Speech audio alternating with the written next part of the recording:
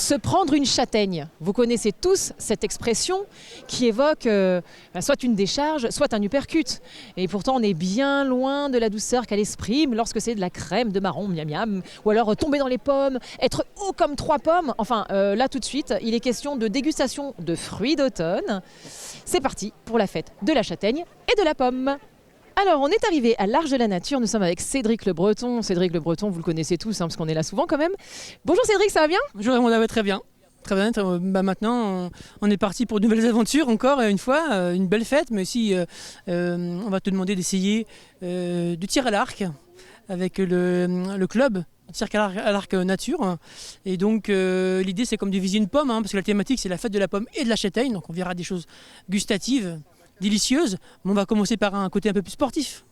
Oui, évidemment, comme d'habitude, tu veux que je sois ridicule. La dernière fois c'était un poney, on a vu le résultat. Bon. Oui, un âne, c'est vrai, c'était un âne, un poney. Un âne. Bon, l'âge requis c'est 10 ans, donc là-dessus on est bon.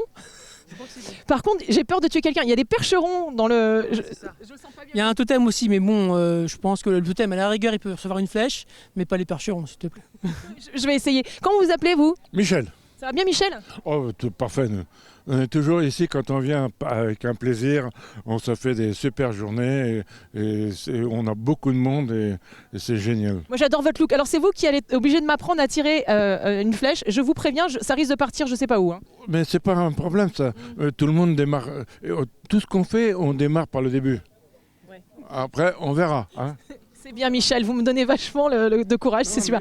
C'est pas un problème.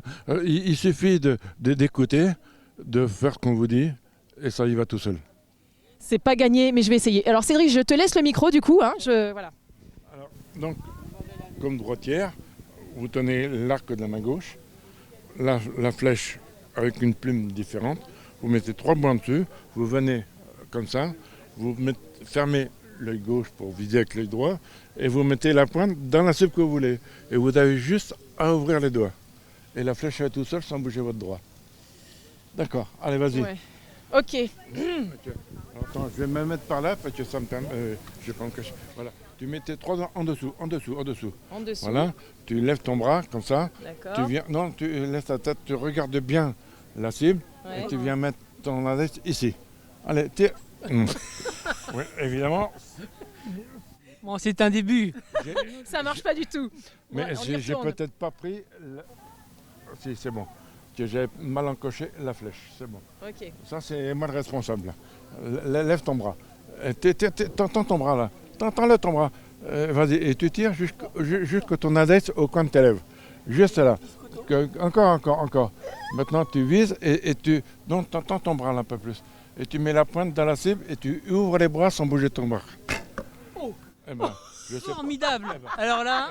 Il y a un petit décalage. J'ai failli tuer quelqu'un quand même. Il y a un petit décalage, mais c'est pas la bonne. Ça veut dire qu'on peut regarder, c'est une première. Non, mais ça va aller, Michel. Je pense qu'on va aller faire notre reportage, on va continuer. Parce que... Mais merci, Michel. Voilà. Vu ce que tu as fait, c'est pas mal. Oui. Merci. J'ai pas tué de percheron, donc on est content. Je vous rends votre arc, Michel. Ils sont à côté. Merci, Michel. Je te remercie et puis bonne journée. Merci, Michel. Par contre, il faut venir nous voir à l'Arche de la Nature. Ok, on viendra, c'est sûr. Merci, Michel. Bon, nous, on continue notre route. On y va. Voilà. Alors, je suis avec Pierre Louvard. Ça va, Pierre? Oui, bonjour, ça va. Alors apparemment cette cidreuse, elle était à votre père auparavant et oui. C'est vous qui avez repris l'entreprise. Voilà, exactement, c'est ça. Alors expliquez-nous un petit peu le processus. Là, on est où? Qu'est-ce qui se passe? Eh ben, les pommes sont dans un plateau, comme ici. Après ça, elles sont lavées une première fois dans un premier bac. Elles sont lavées avec quoi? De l'eau claire, c'est tout. Après ça, elles sont remises dans notre bac. Pour être relavées une deuxième fois. Et après ça, elles sont montées par une chaîne au broyeur à pommes en haut pour être broyées. Et après ça, elles tombent dans des toiles, on appelle, pour faire des lits. Et on fait 10 lits pour faire une motte. Et on met à peu près... Des lits, une motte... Ça fait 500 kg de pommes à peu près qu'on met à la motte, qu'on appelle. Et une fois qu'on a fini, on tourne et ça va à la presse de l'autre côté, devant là-bas, pour être pressé. Alors on va avancer. Donc les lits, c'est quoi? C'est les planches de bois là? Qu'on met entre les claies, voilà. Les clayons, ouais, c'est ça. Et alors les planches de bois, c'est pour récupérer... C'est pour mettre les toiles entre deux. D'accord. Comme c'est là-bas, des gens, on a déjà fait une motte là-bas. Alors pourquoi les toiles elles doivent être mises entre deux planches? Sinon ça ne tiendrait pas. C'est ce qui tient toute la motte en l'air. Donc là du coup, ça passe par les petits paniers? Les godets, voilà. C'est monté au broyeur en haut, c'est broyé. Et c'est moi qui commande ce qu'on met par toile, la quantité de pommes. Combien de pommes à peu près par toile? On met 50 kilos de pommes par toile. Et une motte, ce qu'on appelle une motte, ça fait 500 kilos de pommes. Et pourquoi pas plus? Parce que ça risquait de bloquer la... Non, c'était comme ça. C'était à l'époque, c'est comme ça. La machine, elle met 500 kilos celle-là. Et alors du coup, c'est quel type de pommes qu'on a là aujourd'hui? Ah bah, c'est de la pomme acide. Il y a un mélange, plusieurs variétés. Alors, je sais pas trop les variétés par contre. C'est un mélange de pommes. Donc là, on fait pas on appelle ça une cidreuse, mais en fait, on fait du jus de pomme là. Pour l'instant, on fait le jus de pomme. Le cidre, il travaille après dans les barriques quand on est dans les caves. Faut que ça se fasse. Alors pour le faire, ça prend du temps, j'imagine. Ah, oui. Il y a un temps de fermentation. Exactement, c'est ça. Faut que la fermentation se fasse. Et ça prend combien de temps? Ah, faut 2 mois à peu près. Le cidre est soutiré plusieurs fois, une fois ou 2, 3 fois, ça dépend des gens. Et puis après, ça se fait. Faut que le temps se fasse. Et par contre, quand c'est du jus de pomme, on peut le boire de manière instantanée.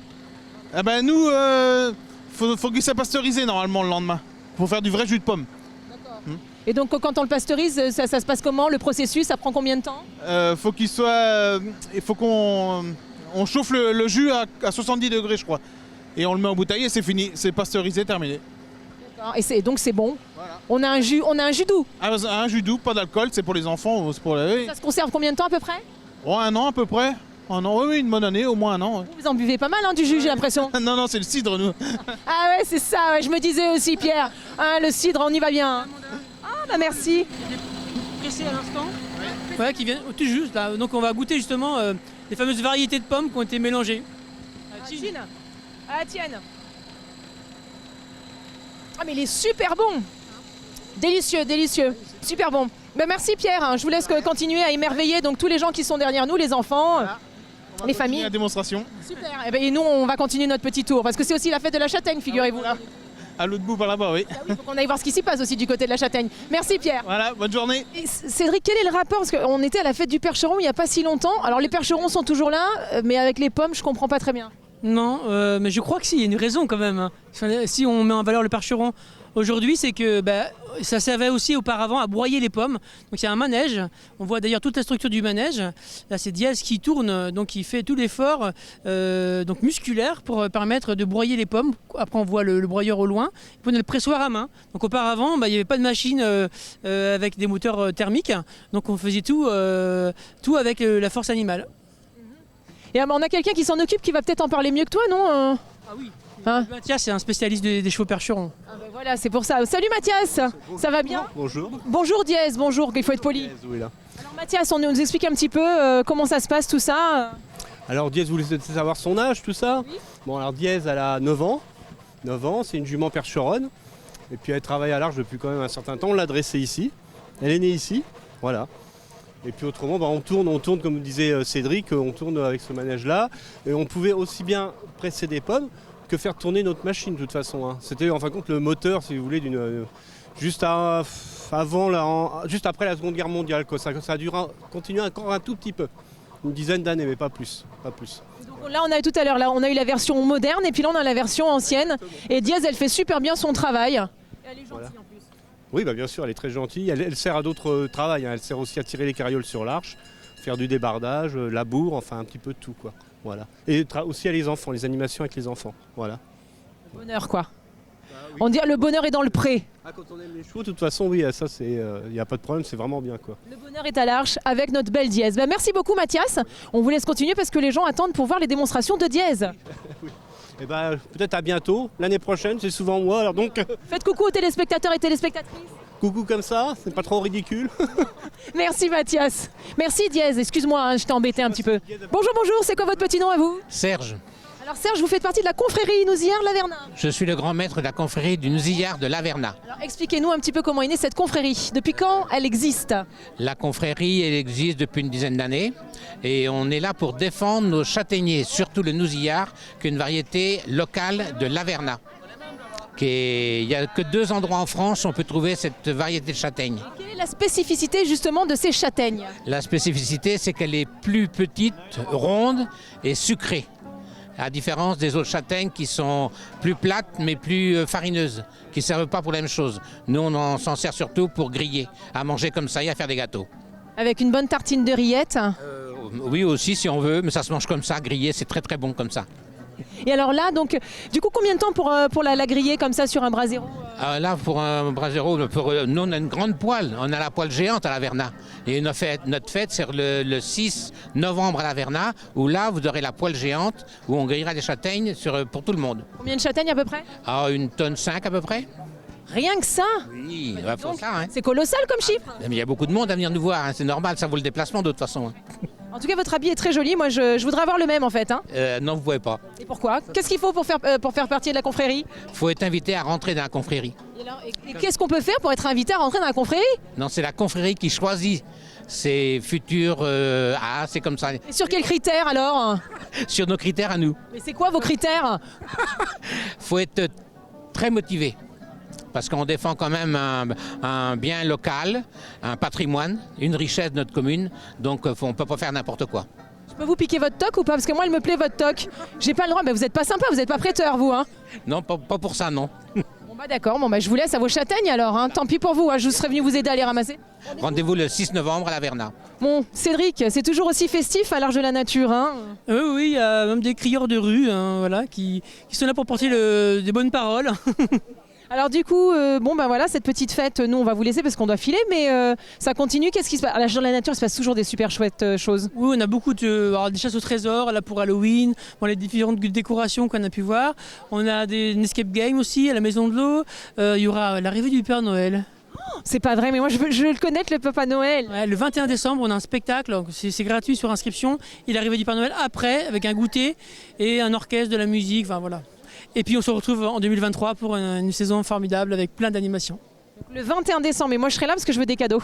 J'étais très sage cette année. Ça, je ne sais pas, on verra. Si, c'est vrai. C'est vrai. Bon, alors j'en parlerai au Père Noël. Merci Cédric. Bon, nous on file à la Fontaine Saint-Martin maintenant. Bonne route alors. Merci. À bientôt Cédric.